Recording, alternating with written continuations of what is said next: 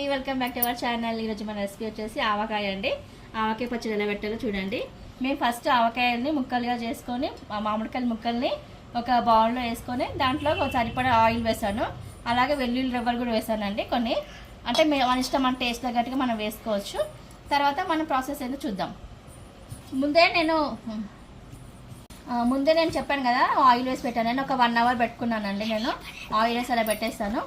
ఇప్పుడు అంతా మంచి కలుపుకోవాలి. ఇది పచ్చి నూనె అండి, బాయిల్ చేసిన ఆయిల్ కాదు, వేడి ఆయిల్ కాదు, నార్మల్ ఆయిలే వేసాను. నేను పల్లి నూనె వాడుతున్నానండి.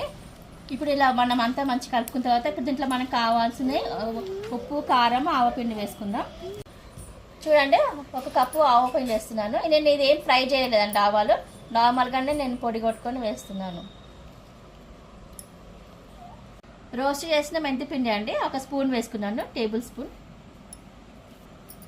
1 కప్పు ఎల్లిపాయ పేస్ట్ అండి, అంటే మన కచ్చబిచ్చ దంచుకొని వేసుకోవాలి, పేస్ట్ అని కాదు, కొంచెం ఇలా బరకగా వేసుకోవాలి.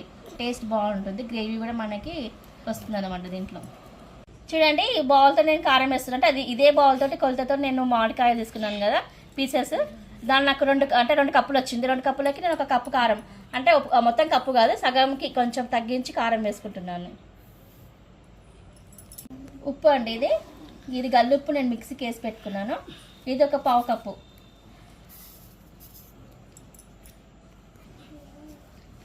ఇప్పుడు మనం అన్నీ వేసుకున్నాం కదా, అది ఆవపిండి, మెంతిపిండి, ఉప్పు, కారం వేసుకున్నాం కదా. ఇప్పుడు మంచిగా కలుపుకోవాలి. అంత ముక్కలకి మంచిగా పట్టేవాటు మంచిగా కలుపుకొని పెట్టుకోవాలి. చూడండి, ఇలా మంచిగా కలుపుకున్నాం కదా, మంచి మిక్సింగ్ అయిపోయింది.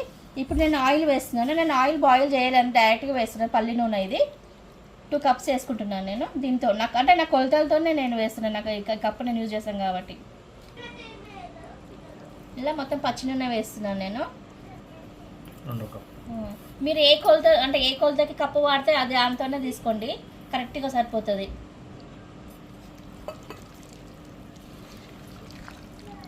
కొత్తగా పెట్టే వాళ్ళు కూడా మంచి ఈజీగా పెట్టుకోవచ్చు అండి. మీకు ఏమైనా డౌట్ ఉంటే మాకు కామెంట్లో తెలియజేయండి, మేము చెప్తాము. చూడండి, అలా మంచిగా కలుపుకోవాలి.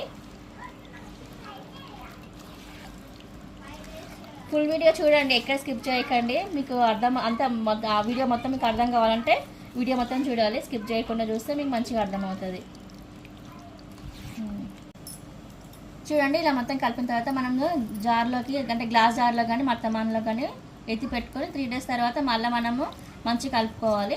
3 days తర్వాత మళ్ళీ మనము మొత్తం తీసి కలుపుకొని మీకు ఏమైనా ఉప్పు, కారం, ఆయిల్ తక్కువైతే మళ్ళీ మనం యాడ్ చేసుకోవచ్చు. చూడండి, ఇలా నేను జార్ గ్లాస్లో వేసుకున్నాను. ఇలా మీరు జార్ కానీ లేకపోతే మర్తమాన్లో కూడా ఎత్తి పెట్టుకోండి. ఒక మంచి వైట్ క్లాత్, నీట్ క్లాత్, వైట్ది ఇలా పైన వేసి మనము ఒక వైట్ క్లాత్ తీసుకొని మనం కట్టేసుకోవాలి. కట్టేసి ఎక్కడైనా మన ప్లేస్లో పెట్టేసుకోవాలి. అంటే తొక్కుడు లేకుండా, మనం అక్కడికి ఎక్కువ ప్లేస్ వెళ్ళాం కదా, అలాంటి ప్లేస్లో పెట్టుకుంటే మనకి తొక్కు బాగానే 1 year వరకు ఉంటుంది. మనం ఇట్లా 3 days కట్టి పెట్టి తర్వాత 3 days తర్వాత తీసి మరొకసారి కలుపుకోండి. మనకి ఇంకా ఏమైనా ఉప్పు, కారం, ఆయిల్ ఏమైనా కావాలంటే వేసుకోవచ్చు, లేదంటే అవసరం లేదు, మనం అలాగే వాడుకోవచ్చు కూడా.